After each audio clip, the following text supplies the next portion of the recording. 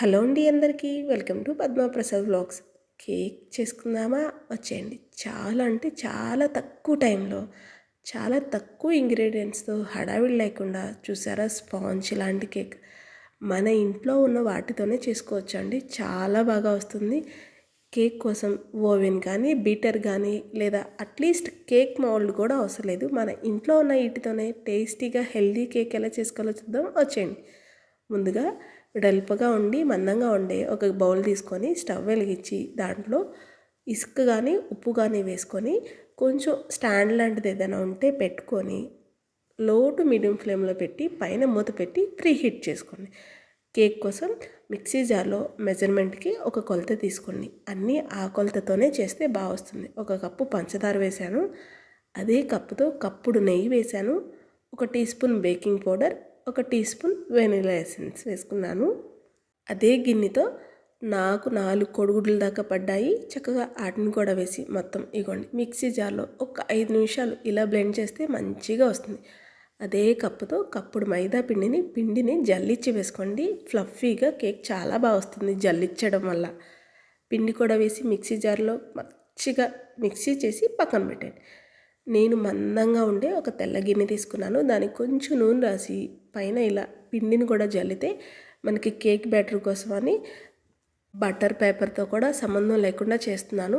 అంటే దీని అర్థం అన్నీ ఇంట్లో ఉండే వాటితోనే చేసుకోవచ్చు. కేక్ చాలా బాగా వస్తుంది. గిన్నె మొత్తానికి మైదా పిండి కూడా జల్లించాక మనం చేసి పక్కన పెట్టుకున్న కేక్ మిశ్రమాన్ని కూడా మొత్తం వేసి ఒక్కసారి గిన్నెని కొడితే అలా ఎక్కడైనా గాలి బబుల్స్ అదే బుడగలు ఉంటే కంప్లీట్గా పోయి మంచిగా కేక్ రెడీ అయ్యిద్ది. ప్రీహీట్ చేసుకున్న గిన్నెలో కేక్ని పెట్టి 20 నిమిషాల దాకా చూడకండి. లో ఫ్లేమ్లో కుక్ అయితే ఇగోండి ఇలా వస్తుంది. 20 నిమిషాల తర్వాత చూసాం కదా, మధ్యలో ఇంకా కొంచెం పచ్చిదనం మనకు తెలుస్తుంది కదా. ఇంకొక 20 నిమిషాలకి మళ్ళీ చూస్తే చూసారా ఎంత పర్ఫెక్ట్గా వచ్చేస్తుందో. చాలా తక్కువ ఇంగ్రీడియంట్స్తో హడావిడి లేకుండా చేసుకోవచ్చు స్పాంజ్ లాంటి కేక్. ఒక చిన్న టూత్ పిక్కో లేకపోతే క్లీన్ చేసుకున్న చీపురు పుల్లనో గుచ్చి చూసి పుల్లకి నీట్గా వచ్చేస్తే చాలు, ఏమీ అంటుకోకుండా కేక్ రెడీ. ఒక ప్లేట్ తీసుకొని వేడి మీద ఉండగానే గిన్నెలోండి కేక్ తీసేయాలి, లేదంటే వేడికి అడుగు మాడిపోతుంది. చూడండి 2-3 సార్లు అలా క్లాత్ పెట్టి గట్టిగా కొడితే కేక్ ఊడొచ్చేస్తుంది. అంతే అండి. చూడండి గిన్నెకి కూడా ఎక్కడ అంటుకోలేదు. చూసారా ఎంత బాగా వచ్చిందో. వేడి మీదే కట్ చేసి చూపిస్తాను చూడండి.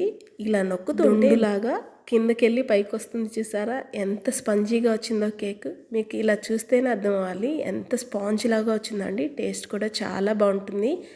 అందులోనూ నెయ్యి వేసి చేసుకుంటామేమో కేక్ చాలా టేస్టీగా ఉంటుంది. ఇంట్లో నెయ్యి ఉంటే పిల్లలకి నేతితో కేక్ చేసి పెట్టండి, చాలా బాగుంటుంది.